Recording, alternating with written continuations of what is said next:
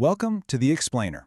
So, the 2026 World Cup squads just dropped, and man, the global football landscape is literally going through a massive paradigm shift. Today, we're taking a really cinematic, tactical deep dive into the minds of the world's elite managers. We're going to break down these totally unexpected call-ups, the super controversial omissions, and figure out if these unprecedented coaching decisions are tactical masterstrokes or just massive, calculated gambles. I mean, just look at these names: Phil Foden, Cole Palmer, Antoine Griezmann, Paulo Dybala, Trent Alexander-Arnold. You'd honestly think we're looking at a Ballon d'Or shortlist, right? But nope, you're looking at the guys who are going to be watching the 2026 World Cup from their living room couches. We are talking about massive, world-renowned superstars just left at home. So the central mystery we really need to solve today is simply why? How do the most talented players on the planet miss out on the biggest tournament on the planet? Well, the answer lies in a complete paradigm shift. You see, in the past, managers kind of treated the traditional 32-team World Cup like a talent show. You just packed your 26 most gifted players onto a plane and, well, figured out the rest later. But 2026? It's a totally different beast. We're looking at a 48-team endurance test spread all across the US, Canada, and Mexico. The travel schedules are absolutely brutal, the climate changes are intense, and the physical toll is going to be off the charts. Managers have finally realized that pure individual brilliance, it's just not enough anymore. They're being forced into this tactical revolution where physical endurance and strict system fit are the absolute top priorities. And honestly, no one captured this ruthless new reality better than England's manager Thomas Tuchel. When he was explaining his completely controversial squad, he really didn't mince words. He said, "Teams win championships." It's as simple as that. He explicitly stated that his goal wasn't just to collect the 26 most talented individuals, but to engineer the absolute best collective unit. And this philosophy, this ruthless squad engineering over superstar collection, it's pretty much the defining theme of the 2026 World Cup. All right, moving into Section 1. England's ruthless overhaul. So looking at Tuchel's tactical setup, leaving out guys like Phil Foden and Cole Palmer seems totally counterintuitive, right? But it comes down to role overlap.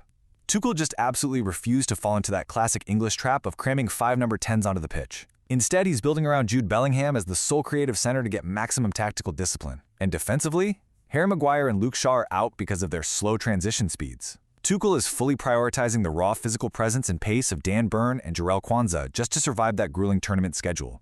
It's incredibly harsh, for sure, but you have to admit the logic is undeniably strategic. But hey, while Tuchel was busy cutting fan favorites, he was also making some massive calculations bringing other guys in. Enter the Ivan Toney dilemma. Now the gamble here is pretty apparent. Toney is playing over in the Saudi Pro League, which is a clear drop-off in weekly competitive intensity. But there's a potential masterstroke at play too. Toney smashed in 32 goals for Al Ahly, and maybe even more importantly, he is an elite, world-class penalty taker. In knockout tournament football, penalties are literally a crucial element of survival. So Tuchel is weighing the risk of Toney's league form against the incredibly high reward of his highly specialized expertise. Okay, let's head over to Section 2, France and Spain. System first.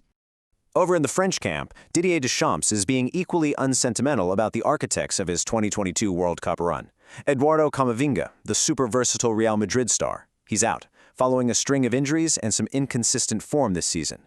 And Antoine Griezmann's omission officially marks a massive generational shift.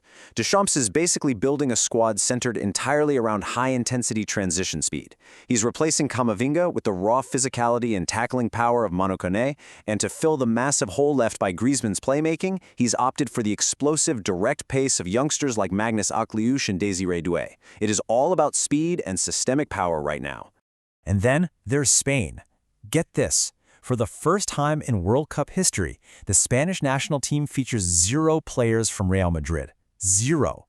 Manager Luis de la Fuente dropped veteran Dani Carvajal due to a dip in form, and he even left out young defender Dean Huijsen. Instead, he's promoting players like Osasuna's Victor Munoz.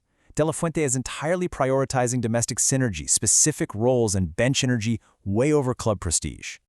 When he was questioned about this unprecedented Real Madrid snub, De La Fuente actually fired back with this quote: "I don't act with a local club fan mentality, I am only focused on the success of Spain." I mean, wow. It perfectly underscores the whole theme of this explainer. These managers are doubling down on national cohesion and system fit, and they're just refusing to bow to external pressure or the aura of massive clubs. Which brings us to Section 3, the system over status, Argentina. Paulo Dybala's situation perfectly captures the painful reality of elite football. I mean, Dybala is an Argentino. He boasts these massive 2022 heroics like that crucial late clearance against Kylian Mbappe and a perfectly dispatched penalty in the final shootout. But the 2026 reality? It's stark. Manager Lionel Scaloni didn't even put him on the 55-man preliminary roster. Scaloni had to make the incredibly difficult decision to drop a beloved champion just to inject youthful pressing energy into his midfield. So he opted for Como's Nico Paz and Aston Villa's Emiliano Buendia instead. Scaloni actually noted that while they absolutely love Dybala, they have to look at the present and what others can give them in the future. At the end of the day, nostalgia simply doesn't win World Cups. Moving on to Section 4. The veteran gambles. So, while some managers are ruthlessly cutting prime superstars, others are placing massive bets on aging veterans. Take Brazil. They're bringing 34-year-old Neymar. Now, the gamble here is obvious, right? Neymar has a really heavy injury history and is definitely struggling for peak physical condition. Former Brazil international Veloso even came out and called Carlo Ancelotti's decision to include him absurd, but there's a potential masterstroke in Ancelotti's reasoning. Brazil has shifted to this hyper-offensive 4-2-4 system, led by young, absolutely electric stars like Vinicius Jr., Rafinha, and Endrick. Ancelotti isn't necessarily bringing Neymar to run 15 kilometers a game. He's bringing him as a psychological necessity. He desperately needs that supreme technical intellect and a locker room leader to guide these young stars on the biggest stage possible. Speaking of veterans, there's a massive hierarchy shift happening in the German camp. Julian Nagelsmann has actually recalled 40-year-old Manuel Neuer, officially ending his national team retirement. And to make room, Nagelsmann brutally left out Oliver Baumann, who just had an incredible season and played literally every qualifying match for Hoffenheim. As you'd expect, pundits in Germany are going crazy, arguing this risks disrupting squad harmony just weeks before the tournament and significantly altering the whole team dynamic. Yet, the German camp is fiercely defending the decision. Football legend Matthias Sammer justified the move with this exact line: "If you have the best goalkeeper in the world, there is no room for sentimentality." It's such a fascinating paradox, isn't it? Managers are cutting legendary outfield players in the name of the system, but when it comes to the guy between the sticks, Nagelsmann is betting heavily on Neuer's historic aura. The big question remains, is this going to fracture the squad or unify them under an absolute legend? Next up, Section 5, the youth surprises. You have to consider the sheer audacity of these next selections. Germany's Nagelsmann didn't just bring back a 40-year-old veteran, he also called up 18-year-old Bayern Munich wonder kid Lennart Karl, effectively giving him the spot of the injured Serge Gnabry. Now, Karl has shown some incredible skill in tight spaces in the Champions League, for sure, but the World Cup is a vastly different environment. And then there's Belgium. Manager Rudi Garcia called up Matias Fernandes Pardo. Get this, he has 0 prior national caps. None, not at any age level. Garcia is literally betting his World Cup hopes on an untested teenager just to provide that crucial element of surprise and some explosive wide attacking. It's wild. Finally, Section 6, Masterstroke or Gamble.